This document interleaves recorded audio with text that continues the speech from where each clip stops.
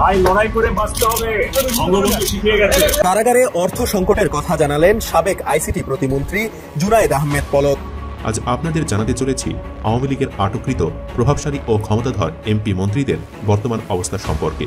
আরও জানতে পারবেন কাকে কিভাবে আটক করা হয়েছে এবং হাজতের চার দেয়ালে কতটা কষ্টে দিন পার করছেন তারা। টাকার জাজিমে আসলে ঘুম আসতো না পতিত আওয়ামী লীগ সরকারের সাবেক সংসদ সদস্য ও 14 দলের সমন্বয়ক আমির হোসেন আমর। সেই আমু এখন ঘুমান ঢাকার কেন্দ্রীয় কারাগারের একটি চৌকিতে। সেখানে তার সম্বল, তোষক, কম্বল, বালিশ, মগ আর থালাবাটি। বিলাসবহুল জীবনে অভ্যস্ত আমুর দিন যায় এখন মাদক মামলার সাজা পাওয়া এক আসামির সঙ্গে গল্পগুজব করে। রাষ্ট্রপতি মোহাম্মদ শাহাবুদ্দিন চুপ্পুকে কেন্দ্র করে নতুন এক অস্থিরতা সৃষ্টির চেষ্টা চলছে, আপনারা অনেকেই হয়তো শুনেছেন। আর এবার যে সিদ্ধান্ত নিয়েছে এটা স্পষ্টতই রাষ্ট্রপতি শাহাবুদ্দিনের জন্য চরম অপমানজনক। আসসালামু আলাইকুম প্রিয় দর্শক বন্ধুরা, নতুন একটি নিউজ ভিডিওতে আপনাদের জানাচ্ছি স্বাগতম। এইমাত্র পাওয়া তাজা এবং গরম খবর। আজকের এই ভিডিওটি কেমন হতে চলেছে, কতটা গুরুত্বপূর্ণ ভিডিওর অংশ বিশেষ দেখে বুঝেই গেছেন কতটা চাঞ্চল্যকর হতে চলেছে আজকের এই ভিডিওটি। আশা রাখবো আজকের এই ভিডিওটি সম্পূর্ণ দেখবেন, একটু স্কিপ করবেন না। আমি আর বেশি কথা বাড়াতে চাচ্ছি না, সরাসরি আপনাদের বিস্তারিত ভিডিওতে নিয়ে যাবো। তার আগে আপনাদের কাছে ছোট্ট একটি রিকোয়েস্ট থাকবে, যারা এরকম ভিডিও দেখতে পছন্দ করেন দ্রুত এই চ্যানেল সাবস্ক্রাইব করে পাশে থাকা বেল আইকনটি বাজিয়ে রাখবেন। ইতিমধ্যে যারা এই চ্যানেল সাবস্ক্রাইব করে দিয়েছেন তাদের জানাচ্ছি অসংখ্য ধন্যবাদ। প্রিয় দর্শক শ্রোতা, চলুন তাহলে এই ভিডিওতে একটি লাইক করে দিয়ে আমরা বিস্তারিত ভিডিওগুলো মোবাইলের স্ক্রিন থেকে ধারাবাহিকভাবে একের পর এক দেখে আসি। আপনাদের জানাতে চলেছি আওয়ামী লীগের আটককৃত প্রভাবশালী ও ক্ষমতাধর এমপি মন্ত্রীদের বর্তমান অবস্থা সম্পর্কে। আরও জানতে পারবেন কাকে কিভাবে আটক করা হয়েছে এবং হাজতের চার দেয়ালে কতটা কষ্টে দিন পার করছেন তারা। ভিডিওটি শুরু করার পূর্বে বন্ধুরা অনুরোধ রইল ভিডিওটিতে একটি লাইক দিয়ে শেষ পর্যন্ত দেখার। আনিসুল হক। অ্যাডভোকেট আনিসুল হক হলেন বাংলাদেশের একজন প্রখ্যাত রাজনীতিবিদ, আইনজীবী এবং আওয়ামী সরকারের আইন বিচার ও সংসদ বিষয়ক মন্ত্রণালয়ের মন্ত্রী। হাসিনা সরকারের আমলে যে আইন নিজেই তৈরি করত, সে আজ সেই আইনের বেড়াজালি বন্দী। 2024 সালের 5 আগস্ট শেখ হাসিনা সরকারের পদত্যাগের পর 13 আগস্ট পর্যন্ত আত্মগোপনে ছিলেন তিনি। 13 আগস্ট নদীপথে পালিয়ে যাওয়ার সময় ঢাকার সদরঘাটে পুলিশের হাতে ধরা পড়েন তিনি। কোটা সংস্কারের দাবিতে বৈষম্য বিরোধী ছাত্র আন্দোলনের কর্মসূচি চলাকালে 16 জুলাই ঢাকা কলেজের সামনে সংঘর্ষে একজন ছাত্র ও একজন হকার নিহত হন। এ হত্যার ঘটনায় ইন্ধনদাতা হিসেবে আনিসুল হককে গ্রেফতার করা হয়। বর্তমানে আনিসুল হক হাজতের চার দেয়ালের ঘরে বন্দী দিনাতিপাত করছেন। সালমান এফ রহমান। দরবেশ বাবা খ্যাত শেখ হাসিনার বেসরকারি শিল্প ও বিনিয়োগ বিষয়ক উপদেষ্টা হলেন সালমান এফ রহমান। শেখ হাসিনা ক্ষমতা থেকে পদচ্যুত হওয়ার পর 13 আগস্ট নৌপথে পালিয়ে যাওয়ার সময় ঢাকার সদরঘাট এলাকা থেকে গ্রেফতার হন তিনি। পলায়নকালে তিনি দাড়ি গোঁফ কেটে বেশ পরিবর্তন করেন নিজেকে। ক্ষমতায় থাকা অবস্থায় প্রশাসনকে কোনো তোয়াক্কা না করে হরহামেশা সরকারি অর্থ লুটপাটে সবার ওপরে ছিল এই সালমান এফ রহমান। তবে ক্ষমতা হারিয়ে এখন তার সকল অপকর্মের সাজা ভোগ করছেন তিনি। তার অর্থ লুটপাট ও সকল অপকর্মের মূল হোতাকে বের করার জন্য কয়েকবার রিমান্ডেও নেওয়া হয়েছে তাকে। বর্তমানে তিনি কারাগারে আটক অবস্থায় সাজা ভোগ করছেন। শামসুল হক টুকু। জাতীয় সংসদের ডেপুটি স্পিকার ও পাবনা 1 আসনের সাবেক সংসদ সদস্য হলেন শামসুল হক টুকু। হাসিনা সরকারের আরেক সহকারী হলেন এই শামসুল হক টুকু। হাসিনার আমলে সরকারের সর্বোচ্চ ক্ষমতাধর ব্যক্তিদের মধ্যে শামসুল হক টুকু একজন। তবে হাসিনার ক্ষমতা হারানোর পর তিনি আটক হয়েছেন। ছাত্র জনতার আন্দোলনের সময় রাজধানী পল্টন এলাকায় গুলিতে নিহত রিকশা চালক কামাল মিয়া হত্যা মামলায় গ্রেফতার করা হয় তাকে। টিপু মুন্সি। আওয়ামী সরকারের বাণিজ্যমন্ত্রী ও রংপুর 4 আসনের সংসদ সদস্য হলেন টিপু মুন্সি। তিনি আরও ছিলেন হাসিনা সরকারের আরেক সহকারী। তার আমলেই আমদানি নির্ভর নিত্যপণ্যের বাজার নিম্নবিত্তের নাগালের প্রায় বাহিরে চলে যায়। এস আলম সহ দেশের কয়েকটি বড় ব্যবসায়ী গ্রুপের সিন্ডিকেটে ঢুকে পড়েন তিনি। এই সিন্ডিকেটের কাছ থেকেই টিসিবির জন্য অস্বাভাবিক দামে তেল, চিনি, ডাল কেনার একের পর এক চুক্তি হয় সরকারের সাথে। লুটপাট হয় রাষ্ট্রের হাজার হাজার কোটি টাকা। লুণ্ঠিত অর্থের বড় অংশ পান শেখ হাসিনা সহ তার পরিবারের সদস্যরা। হাসিনা পালিয়ে যাওয়ার পর 29 আগস্ট টিপু মুন্সিকে গুলশান থেকে গ্রেফতার করে র্যাপিড অ্যাকশন ব্যাটালিয়ন। বাড্ডা থানায় দায়ের করা একটি হত্যা মামলায় আদালত তার 4 দিনের রিমান্ড মঞ্জুর করে। রিমান্ড শেষে আদালত তাকে কারাগারে পাঠানোর আদেশ দেয়। জুনায়েদ আহমেদ পলক। কথায় কথায় যিনি ইন্টারনেট বন্ধ করে দেন তিনি হলেন সাবেক আইসিটি প্রতিমন্ত্রী জুনায়েদ আহমেদ পলক। শূন্য থেকে হাজার কোটি টাকার মালিক। দেশের তথ্য প্রযুক্তি খাতের অন্যতম মাফিয়া সরকারের প্রতিমন্ত্রী হিসেবে দায়িত্ব পালনকালে লোপাট করেছেন কয়েক হাজার কোটি টাকা।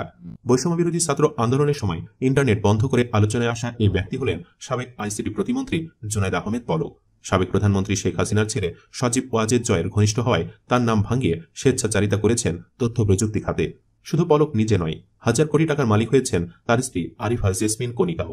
সিঙ্গাপুর টাকার মালয়েশিয়া জাজমেন্ট আসলে ঘুম আসতো না পতিত আওয়ামী লীগ সরকারের সাবেক সংসদ সদস্য ও 14 দলের সমন্বয়ক আমির হোসেন আমর। সেই আমু এখন ঘুমান ঢাকার কেন্দ্রীয় কারাগারের একটি চৌকিতে। সেখানে তার সম্বল, তোষক, কম্বল, বালিশ, মগ আর থালাবাটি। বিলাসবহুল জীবনে অভ্যস্ত আমুর দিন যায় এখন মাদক মামলায় সাজা পাওয়া এক আসামির সঙ্গে গল্পগুজব করে। অথচ একটা সময় চারপাশে পাইক পেয়াদায় ঘেরা আমুর পছন্দ ছিল নতুন টাকার বান্ডিল, আর স্বর্ণের নৌকা ছিল তার প্রথম পছন্দ। যে কোনো অনুষ্ঠানে গেলে তাকে স্বর্ণের তৈরি নৌকা দিতে হতো, আর তদবিরের জন্য দিতে হতো নতুন টাকার বান্ডিল। ইডেন বে কক্সবাজার সমুদ্র সৈকতের উপর নিজেদের একটি ঠিকানা। মাত্র 5 লাখ টাকায় আপনিও হয়ে যেতে পারেন এই হোটেলের মালিক। এখন কারাগারের ফ্লোরে ঘুমান পতিত আওয়ামী লীগ সরকারের প্রভাবশালী ব্যক্তি ও সাবেক এমপি সালমান এফ রহমান। গেল 27 জানুয়ারি রিমান্ড আবেদন শুনানির সময় জানান ফ্লোরে ঘুমান তিনি। তার সঙ্গে একজন থাকেন। রাতের খাবার দেয়া হয় বিকেল 4টায়। 9টা বাজতেই সেই খাবার গন্ধ হয়ে যায়। দাবি করেন ফোনে পরিবারের সঙ্গে কথাও বলতে দেয়া হচ্ছে না তাকে। এদিকে পলাতক স্ত্রীর কথা ভেবে দিন যায় সাবেক আইসিটি প্রতিমন্ত্রী জুনাইদ আহমেদ পলকের। আইনজীবী ও স্বজনরা জানান পলক তাদের জানিয়েছেন জঙ্গি দুর্ধর্ষ আসামিদের হাই সিকিউরিটি ভবনে রাখা হয়েছে তাকে। তার আফসোস স্ত্রী আরিফা জেসমিন কনিকা তাকে দেখতে যাননি কারাগারে। স্ত্রীর নামে অনেক সম্পদ করেছেন তিনি, এখন সেই স্ত্রী পলাতক। আলিশান জীবন না পেয়ে কারাগারে প্রায় মেজাজ হারিয়ে ফেলছেন সাবেক খাদ্যমন্ত্রী কামরুল ইসলাম। বারবার মাথা গরম হয়ে যায় তার। কারারক্ষী সহ সবার সঙ্গে করেন চিৎকার চেঁচামেচি। জেল কোড অনুসারে তার কাজের সহায়তার জন্য দেওয়া হয়েছে একজন সাধারণ কয়েদি। তার সঙ্গেও চাকর বাকরের মতোই রাগ ছাড়েন। এটা নিয়ে কারাগারের কয়েদিদের মাঝে ক্ষোভ ও বিভিন্ন সময় হাস্যরস দেখা যায়। অনেকেই তাকে পাগল রাজাও বলে ডাকেন। হাসিনা সরকারের পতনের পর সদরঘাট সংলগ্ন বুড়িগঙ্গা নদী থেকে অত্যন্ত নাটকীয় অবস্থায় গ্রেপ্তার হন সাবেক আইনমন্ত্রী আনিসুল হক। রাষ্ট্রপতি মোহাম্মদ শাহাবুদ্দিন চুপ্পুকে কেন্দ্র করে নতুন এক অস্থিরতা সৃষ্টির চেষ্টা চলছে। আপনারা অনেকেই হয়তো শুনেছেন যে বিপ্লবী ছাত্র পরিষদ নামে একটি সংগঠন, তারা মোটামুটি জানিয়ে দিয়েছে রাষ্ট্রপতি মোহাম্মদ শাহাবুদ্দিন চুপ্পু 21শে ফেব্রুয়ারি কেন্দ্রীয় শহীদ মিনারে যেন না যান, শহীদদের উদ্দেশ্যে যেন তিনি শ্রদ্ধা না জানান। এবং এই যে বিপ্লবী ছাত্র পরিষদ নামে এই সংগঠনটিকে কারা সামনে এনেছে তাও আমরা অনুমান করতে পারি। বিষয়টি হচ্ছে যে বর্তমান সরকারের বিরুদ্ধে নানান ধরনের ষড়যন্ত্র চলছে, এটা সত্য কথা। এবং বিভিন্ন দাবি দাওয়াকে কেন্দ্র করে যে অস্থির পরিবেশের সৃষ্টি করা হচ্ছে, সব কিছুর পেছনে আওয়ামী লীগের দায় খুঁজে পাওয়ার অথবা আওয়ামী লীগ জড়িত আছে কিনা সেই গন্ধ খুঁজে পাওয়ার একটি চেষ্টা অনেকেই খুঁজতে পারেন, থাকতে পারে, অস্বাভাবিক কিছু না। কিন্তু সব কিছুতেই আওয়ামী লীগকে জড়িত করার একটা চেষ্টা, এটি এখন হাস্যকর অবস্থায় পরিণত হয়েছে। বিপ্লবী ছাত্র পরিষদ যেটি বলছে যে জুলাই অভ্যুত্থানের গণহত্যা চলাকালে রাষ্ট্রপতি মোহাম্মদ শাহাবুদ্দিন যে নীরবতা পালন করেছেন, জুলাই আগস্ট আন্দোলনে যে 2000-এর বেশি মানুষ নিহত হয়েছেন, এবং এই পুরো সময়টা জুড়ে রাষ্ট্রপতি মোহাম্মদ শাহাবুদ্দিন চুপ্পু নীরব ছিলেন, চুপচাপ ছিলেন। এবং যেহেতু একে একে শেখ হাসিনা সহ আওয়ামী লীগের নেতাকর্মীরা পালিয়ে গেছেন, সংসদ ভেঙে দেওয়া হয়েছে, এমপিরা পালিয়ে গেছেন, রাষ্ট্রপতি শাহাবুদ্দিন চুপ্পু থাকবেন কেন? এগুলো তো পুরনো কথা। আচ্ছা, সে বিষয়ে আসছি। রাষ্ট্রপতি তো, এই রাষ্ট্রপতির বিষয়ে আমার নিজেরও রিজার্ভেশন আছে। আমি নিজেও শাহাবুদ্দিন চুপ্পুকে কখনো রাষ্ট্রপতি হিসেবে মেনে নিতে চাইনি, সেগুলো ভিন্ন কথা, অনেক আগে এগুলো আলোচনা হয়েছে। কিন্তু আছেন তো তিনি, রাষ্ট্রীয় বিভিন্ন আচার তাকে পালন করতে হয় আমাদের সাংবিধানিক বিধিবিধানের মধ্যে থেকে, এবং খুব গুরুত্বপূর্ণ অনেক বিলে স্বাক্ষর করতে হয়। যেমন আমি যদি বলি যে প্রধান বিচারপতিকে যে তিনি নিয়োগ দিলেন, বর্তমান প্রধান বিচারপতি, এটি কেউ অস্বীকার করতে পারবে? তখন তো আমরা সব মেনে নিয়েছি। এই বিপ্লবী ছাত্ররা বা এই বৈষম্য বিরোধী ছাত্ররা তারা তো মেনে নিয়েছে। সবচেয়ে বড় কথা, জামাতে ইসলামী যাবে না কেন্দ্রীয় শহীদ মিনারে ফুল দিতে? যাইতো তারা, একটা সময় না যেত না। এবং আমরা যুদ্ধাপরাধী আলী হাসান মোহাম্মদ মুজাহিদ কিংবা মতিউর রহমান নিজামী, তারাও তো মন্ত্রী হয়েছিলেন বিএনপি জামাত জোট সরকারের সবাই, তারা গেছেন না? গেছেন তো, মন্ত্রী হিসেবে যেতে হয়। তখন অনেকে আপত্তি করেছিলেন। কিন্তু যদি অনাকাঙ্ক্ষিত কোনো পরিস্থিতির সৃষ্টি হয়, এবং সেই পরিস্থিতি সৃষ্টির একটা অপচেষ্টা রয়েছে বলে মনে করি, তাহলে আমরা কি বলবো? এই সরকারের বিরুদ্ধে আসলে ষড়যন্ত্র কারা করছে, অস্থিরতা সৃষ্টি কারা করছে, সেটি যেমন একটি বড় প্রশ্ন। দ্বিতীয় কথা হচ্ছে, বিপ্লবী ছাত্র পরিষদ বলেছে যে শাহাবুদ্দিন চুপ্পুকে ক্ষমা চাইতে হবে, বা এখনো তিনি বহাল আছেন কিনা, এই ধরনের কিছু কথা। আচ্ছা, জামাতের বিষয়ে তারা কি বলতে পারবে যে 71-এ জামাতের যে বিতর্কিত ভূমিকা ছিল সে বিষয়ে তাদেরকে ক্ষমা চাইতে হবে, নচেত তাদেরকেও শহীদ মিনারে যেতে পারবে না? শহীদ মিনার তো আমার প্রচণ্ড আবেগের জায়গা। রাষ্ট্রপতি শাহাবুদ্দিন চুপ্পু তার দুর্নীতি কিংবা নিরাপত্তা পালন করা মানুষতার বিষয় আমি এটির সঙ্গে জুলাই অভ্যুত্থান কিংবা জুলাই আগস্ট আন্দোলনের সঙ্গে কোনো অবস্থাতেই কখনোই তো 71কে মেলাতে পারি না, মেলানোর প্রশ্নই ওঠে না। সেই দুঃসাহস কারোর থাকা ঠিক নাই, কিন্তু সেই দুঃসাহসটা আমরা দেখছি। তো এই যে বিপ্লবী ছাত্ররা, তারা কি আজ অবধি কোনো জায়গায় বলেছে যে যুদ্ধাপরাধের বিচার চাই, যুদ্ধাপরাধীদের ফাঁসি চাই, কিংবা জামাতকে ক্ষমা চাইতে হবে, নইলে তারা রাজনীতি করতে পারবে না?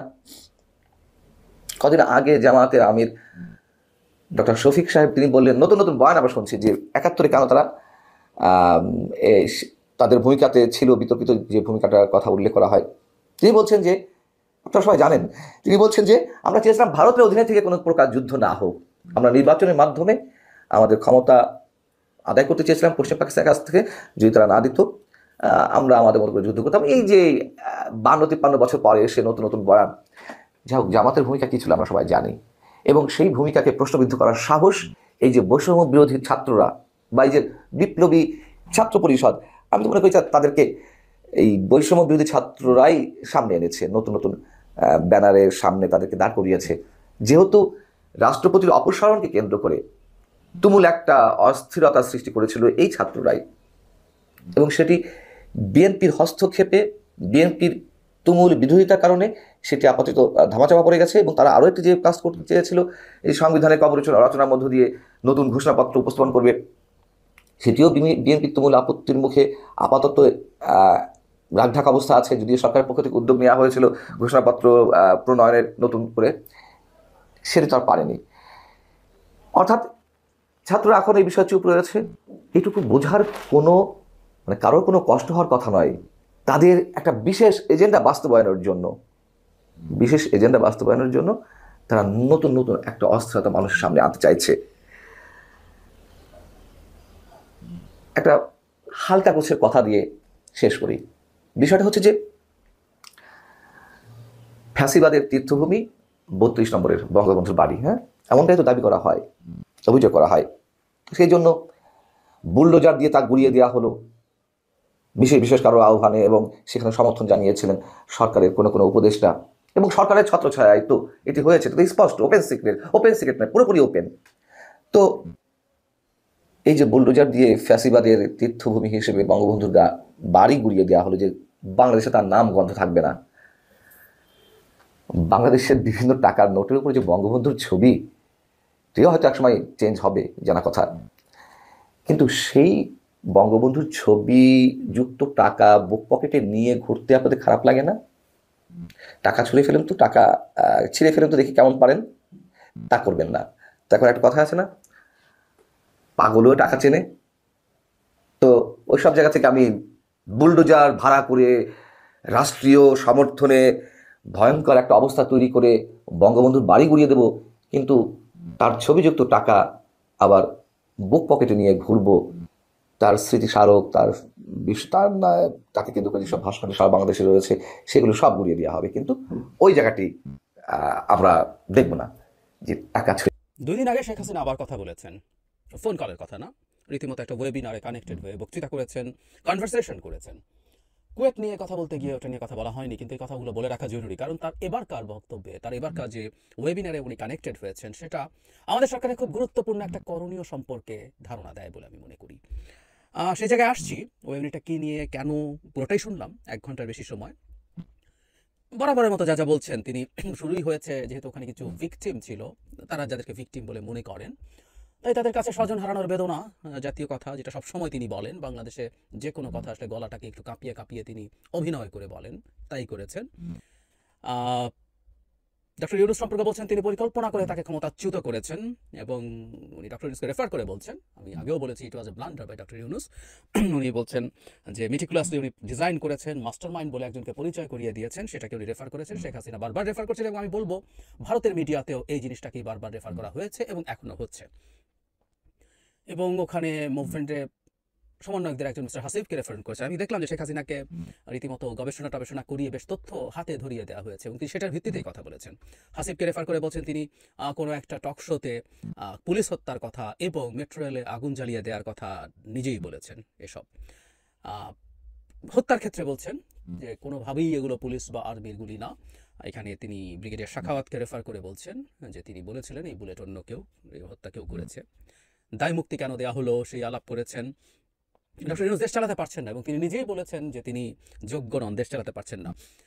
ডক্টর ইউনূস একটা ইন্টারভিউর কথা আমাদের নিশ্চয় মনে আছে, জনাব নুরুল কবিরের সাথে তিনি যেভাবে কথা বলেছেন খুবই সিম্পলি বলেছেন এবং উনি হি স্পিক্স হিজ হার্ট, এটা সত্য। উনি মনে যা আসে ভেতরে যা আছে বলেন, কিন্তু এটা রাজনীতির জায়গা তো এভাবে কথা বলা কারো কারো হাতে অস্ত্র তুলে দেয়, শেখ হাসিনার কাছে অস্ত্র তুলে দেয়। নুরুল কবির তাকে জিজ্ঞেস করেছিলেন যে অনেক উপদেষ্টার ব্যর্থতা নিয়ে প্রশ্ন আছে, তখন তিনি নিজের কথা বলছেন যে আমি কি সফল নাকি, আমার কি যথেষ্ট যোগ্যতা আছে নাকি, তো সেটাকে উনি রেফার করেছেন। তিনি 32 নম্বর ভাঙার কথা জনগণকে দিয়ে দিয়েছেন, তাদের কোনো বাড়ি নেই, মানে শেখ হাসিনাদের বাড়ি নেই, সেটা লাস্টটুকু যেটা দিয়ে দিয়েছেন সেটা। ডেভিল হান্ট নিয়ে কথা বলেছেন, কে ডেভিল প্রশ্ন করছেন, কাকে ডেভিল হিসাবে খোঁজা হচ্ছে, কিন্তু বারবার উনি বলেছেন সেটা হচ্ছে তিনি দেশে ফিরে আসবেন, দেশে ফিরে আসবেন, সহসাই ফিরে আসবেন। যারা প্রেসিডেন্ট ছিলেন তাদেরকেও আশ্বাস দিয়েছেন দেশে ফিরে এসে সবার সাথে সবার সব সংকট উনি দূর করবেন। ওটা কার আমি একটু পরে আসছি, ওটাই আসলে আমার মূল ইস্যু আজকে। এবং ডক্টর ইউনূসের বিচার করবেন দেশে ফিরে এসে, কিসের ভিত্তিতে? মানবাধিকার লঙ্ঘনের দায়ে ডক্টর ইউনূসের বিচার করবেন, প্রতি পদে পদে মানবাধিকার লঙ্ঘন করছেন এবং উনি আল্লাহর কাছে বিচার দিয়েছেন। শেখ হাসিনা মুখে আল্লাহর কথা শোনা যায়, এখানেও শোনা গেছে আল্লাহ আমাকে নিশ্চয়ই বিশেষ করে উদ্দেশ্যে বাঁচিয়ে রেখেছেন। আমি আগেও বলেছি, আবার একটু যোগ করে দেওয়ার লোভ সামলাতে পারছি না, অনেকে হয়তো শোনেননি। আল্লাহ তাকে আসলে বাঁচিয়ে রেখেছেন উনি যাতে প্রতিদিন ঘুমানোর আর ঘুম থেকে ওঠার আগে, মানে পুরো সারাটা দিন জেগে থাকার সময়টা প্রতি মুহূর্তে যেন ফিল করেন উনি পরাজিত হয়েছেন এবং পালিয়ে যেতে হয়েছে দেশ থেকে। এইরকম হিউব্রিস সিনড্রোমে ভোগা মানুষ, যিনি নিজকে গডের কাছাকাছি কিছু একটা মনে করেন, এরকম একটা সাইকোপ্যাথের কাছে, এরকম একটা বিভৎস নার্সিসিস্টের কাছে এর চেয়ে বড় কোনো মৃত্যু নেই। ওই মৃত্যুর চেয়ে অনেক বেশি কষ্টকর। সো আল্লাহ তাকে সে কারণে বাঁচিয়েছেন। এক স্টুপিড বলছে, উপস্থাপনা করছিলেন বিদেশে কি যেন অন্য কোন দেশ থেকে, সেখানকার আওয়ামী লীগের কোনো পদের। স্টুপিড মাঝে মাঝে জাতিসংঘ রিপোর্টের কথা বলছিল। জাতিসংঘ রিপোর্টে আমাদের বর্তমান সরকারের বিরুদ্ধেও তাদের আইন শৃঙ্খলা রক্ষাকারী বাহিনী এখনও মানবাধিকার লঙ্ঘন করছে এই ধরনের রেফারেন্স দিচ্ছেন, হুইচ ইজ নট রং। এরকম অভিযোগের কথা ওখানে আছে এবং এটা আছেও তো সত্য। আমাদের কাস্টাডিতে 17 জন মানুষ মারা গেছে সরকারের আমলে, বিভৎস পরিসংখ্যান, আমরা এটা দেখতে চাই না। কিন্তু স্টুপিড বলছে এই কারণে, জাতিসংঘের রিপোর্ট নিয়ে যদি আলাপ করতে আসে, এটাকে যদি তারা, মানে আওয়ামী লীগের স্ট্র্যাটেজিকলি উচিত জাতিসংঘের রিপোর্টের নাম যেখানে আসবে সেখানে এটাকে সরিয়ে রাখা। ওটা যখনই আসবে সেখানে, মানে তাদের নেত্রী শেখ হাসিনা এখন জাতিসংঘ দ্বারা সার্টিফাইড একজন বর্বর, তিনি কি বিভৎসতা বর্বরতা চালিয়ে দেশের মানুষকে হত্যা করেছেন, নির্যাতন করেছেন, তার নির্দেশে, তত্ত্বাবধানে, সমন্বয়ে, এগুলো সব জাতিসংঘ লিখেছে, মানবতা বিরোধী অপরাধ করেছেন। সুতরাং ওই রিপোর্ট আনছে ওই স্টুপিড। আমি পরামর্শ দিই যদি তারা কেউ শুনে থাকেন, ওটা না আনাই ভালো হবে, তবে আমরা ওটা সারা পৃথিবীতে ছড়িয়ে দেবো এবং এতে আমাদের যতটুকু সমালোচনা আছে সেটা সহই। একটা গণতান্ত্রিক সরকার, এই সরকার গণতান্ত্রিকভাবে নির্বাচিত নয়, কিন্তু একটা গণতান্ত্রিক সরকার, মানসিকতার সরকার, তারা তার ভুল, তার প্রবলেম স্বীকার করে এবং আমি বিশ্বাস করি তারা সেটা শুধরে নেওয়ারও চেষ্টা করবেন। মূল জায়গাটাই আসি, সরকার যেন বার্তাটা কোথায়। এই ওয়েবিনার ছিল আসলে তারা কিছু ভিকটিমের সাথে কথা বলবেন। সাকুল্যে 4 জন ভিকটিম এখানে এসছেন। 4 জন ভিকটিম হচ্ছে 4 জন নিহত পুলিশ অফিসারের স্ত্রী। এদের মধ্যে একজন পুলিশ অফিসার, অন্তত উপস্থাপক বলছেন, যাকে হত্যা করে লাশ ঝুলিয়ে রাখা হয়েছিল। এরকম বিভিন্ন পর্যায়ের পুলিশ কর্মী, বিভিন্ন লেভেলের, তাদের স্ত্রীরা এসছেন, তারা তাদের কষ্টের কথা বলেছেন, তারা কি সংকটে আছেন সেটা শেখ হাসিনাকে বলছে। শেখ হাসিনা পার্সোনালি কথা শুনলেন এবং প্রত্যেক কথাকে রিপ্লাই করলেন। তার ওই রিপ্লাইয়ের মধ্যেই আসলে এই কথাগুলো এসছে, আমি দেশে এসে সব সমস্যার সমাধান করে দেবো, সব বিচার করব, কি বিভৎসতা ইত্যাদি ইত্যাদি। কারো কারো সন্তানকেও ক্যামেরার সামনে এনে দেখানো হয়েছে, সন্তানদেরকে দেখিয়েছেন। দুটো ব্যাপার, যে 4 জন এসছে আমি তাদেরকে দেখিনি কেউকে এই আন্দোলনের কাউকে ব্লেম করতে, কোনোভাবেই ব্লেম করেননি, সেটা নিয়ে কোনো রকম কোনো অভিযোগও করেননি। এটা খুবই সিগনিফিক্যান্ট। তারা হয়তো চেয়েছেন যে ডক্টর ইউনূস অন্যান্য উপদেষ্টা এবং সমন্বয়কদের বিরুদ্ধে বা রাজনৈতিক দলগুলোর বিরুদ্ধে বিষোদ্গার করবেন, তারা সেটা করেননি। তারা র্যাদার তাদের সংকটের কথা বলেছেন, কষ্টের কথা বলেছেন। আমি ধারণা করি তাদেরকে রাজি করানো হয়েছে যে সরাসরি শেখ হাসিনার সাথে কথা বলে যদি সম্ভব হয় তাহলে তারা কিছু কম্পেনসেশন পেতে পারেন, তারা কিছু টাকা পয়সা পেতে পারেন, কারণ 4 জনই তাদের এই জীবনে চলার সংকটের কথা বলেছেন। সুতরাং আমি এইটাকেই প্রধান মনে করি এবং শেখ হাসিনার কাছে আসলে তারা ওটাই চেয়েছেন এবং শেখ হাসিনা দেশে ফিরে আসলে বা না আসলেও বলছেন তাদেরকে দেখবেন। আমি এখানে একটা খুব গুরুত্বপূর্ণ বার্তা দেখি সরকারের জন্য। আমি প্রথম থেকে একটা কথা বলছি, শেখ হাসিনা এবং আওয়ামী লীগ প্ল্যান করে আসলে ওদের টার্গেট একটা জায়গায়, পুলিশকে খেপিয়ে তুলছে। ইন্ডেমনিটি কেন দেওয়া হলো, পুলিশের বিচার কেন চাওয়া যাবে না বলছেন উনি। পুলিশের বিভিন্ন জায়গায় এবং একই গল্প, মিথ্যা গল্প, এটা প্রমাণিত হয়েছে যে প্রেগনেন্ট পুলিশ অফিসার, যে তার পেটে সন্তান আছে বলে নারী পুলিশ অফিসার বাঁচতে চেয়েছিল, কিন্তু তাকে নাকি পিটিয়ে মেরে ফেলা হয়েছে। একেবারে মিথ্যা তথ্য, একেবারে মিথ্যা তথ্য, ডিসইনফরমেশন, সেটা ছড়াচ্ছেন। ক্রমাগত পুলিশকে এই করেছে সেই করেছে এবং সংখ্যা অবশ্য এখন আর বলেননি, তারা 3000 4000 সংখ্যা বলতেন, কিন্তু এখনো আবার সামনে আনছেন এনে এই জায়গায় এটা পুলিশের মোরালিটিতে সমস্যা হবে, ওই টার্গেট তারা করেছেন এবং তাদের স্ট্র্যাটেজিক্যালি বুদ্ধিটা খুব বেশি খারাপ না। আমরা একটা কথা মনে রাখবো, পুলিশ যতই অপরাধ করুক না কেন, আমাদের জেনেটিকলি আমাদের মধ্যে এক ধরনের ক্ল্যান মেন্টালিটি থাকে, আমাদের তো আরও বেশি আছে। আমাদের এই সোসাইটি ঠিক ডেমোক্রেটিক হয়ে ওঠে না, এক ধরনের ট্রাইবাল সোসাইটি এটা। ফলে যেটা হয়, আমার যে মানুষজনের সাথে আমি বিলং করি, আমার যে ক্ল্যান, তার প্রতি এক ধরনের অন্ধ আবেগ কাজ করে। সুতরাং পুলিশ অফিসারদের যে দুঃখ দুর্দশার কথা বলা হচ্ছে সেটা অনেককেই টাচ করতে পারে আমি মনে করি, এবং যেসব ন্যারেটিভ তারা সামনে আনছেন সেটা পুলিশের অ্যাক্টিভেটেড হওয়ার ক্ষেত্রে ব্যারিয়ার তৈরি করার সম্ভাবনা আছে। শেখ হাসিনার পতন এবং পালিয়ে যাওয়ার পর এই কারণে যখন পুলিশের বিরুদ্ধে অনেকে খুব টাফ হচ্ছিলেন, আমি তখন মানে খুবই জনপ্রিয় ধারার বিপরীতে দাঁড়িয়ে পুলিশের পক্ষে কথা বলেছিলাম। যা হওয়ার হয়েছে আমাদের এখন, এরাই আমাদের ভাই, আমাদের পরিবারের সন্তান, আমাদের কারো সন্তান, এই মাটির মানুষ। তারা অনেকেই অনেক বড় বড় অপরাধ করেছিল, তাদের প্রতি আমরা যেন শেখ হাসিনা হয়ে না উঠি, এই ধরনের একটা ভিডিও করেছিলাম। It was a tough time but I did. কিন্তু এরপরে আমি আরেকটা ভিডিও করেছিলাম যেটা আসলে আরো গুরুত্বপূর্ণ বলে আমি মনে করি, যে পুলিশ অফিসার বা পুলিশ কনস্টেবল মানে পুলিশের যেসব সদস্য মারা গেছেন তাদের পরিবারের দায়িত্ব সরকারকে নিতে বলেছিলাম।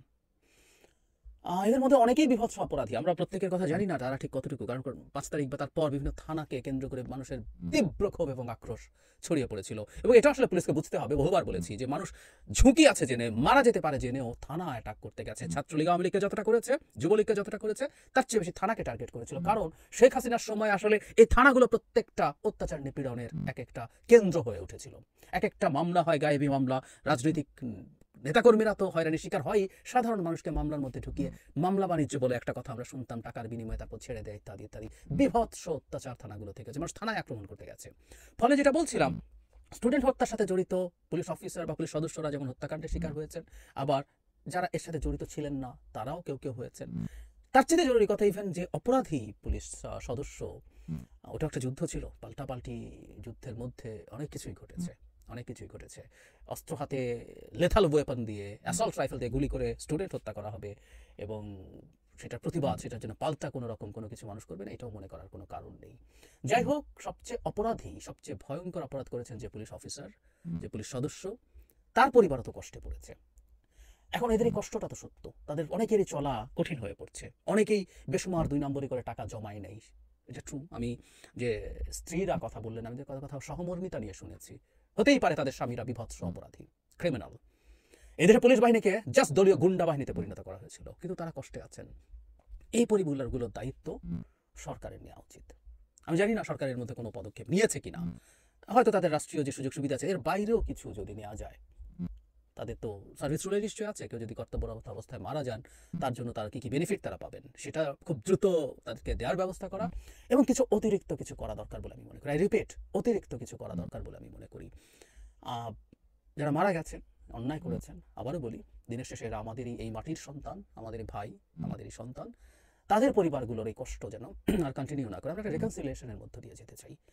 আমরা আমাদের পুলিশ বাহিনীও এই জনগণের, এই রাষ্ট্রের বাহিনী হিসেবে থাকুক, ট্রুলি আইন শৃঙ্খলা রক্ষা করুক, ভবিষ্যতে কোনো সরকারের পেটোয়া বাহিনীতে পরিণত না হোক, এটার জন্য এই জিনিসগুলো দরকার বলে আমি বিশ্বাস করি। সুতরাং শেখ হাসিনার আজকে আমি যেটা নিয়ে কথা বলছি, 2 দিন আগের তার এই বক্তব্যে এটা একটা গুরুত্বপূর্ণ বার্তা আছে, এটা যে শেখ হাসিনা ওই জায়গাগুলোকে কিন্তু টার্গেট করেছেন। আমি বেশ কয়েক মাস আগেই কথাটা বলেছিলাম, এটা উচিত, এটা ন্যায্য, সরকারের এই জায়গায় খুবই মনোযোগ দেওয়া দরকার এবং এই পরিবারগুলোর পাশে দাঁড়ানো দরকার। প্রিয় দেশবাসী, শুরু থেকে শেষ পর্যন্ত যারা এই ভিডিওটি দেখেছেন সকলকে জানাই অসংখ্য অসংখ্য ধন্যবাদ। যারা এরকম নিউজ ভিডিও পেতে পছন্দ করেন তারা অবশ্যই এই চ্যানেলটি সাবস্ক্রাইব করে পাশে থাকা বেল আইকনটি বাজিয়ে দিবেন। যারা এখনো এই ভিডিওটি শেয়ার করেননি, এই ভিডিওটি দ্রুত শেয়ার করে সকলকে দেখার সুযোগ করে দিন। আজকের মতন এই পর্যন্ত, দেখা হচ্ছে পরবর্তী কোনো ভিডিও নিয়ে ইনশাল্লাহ।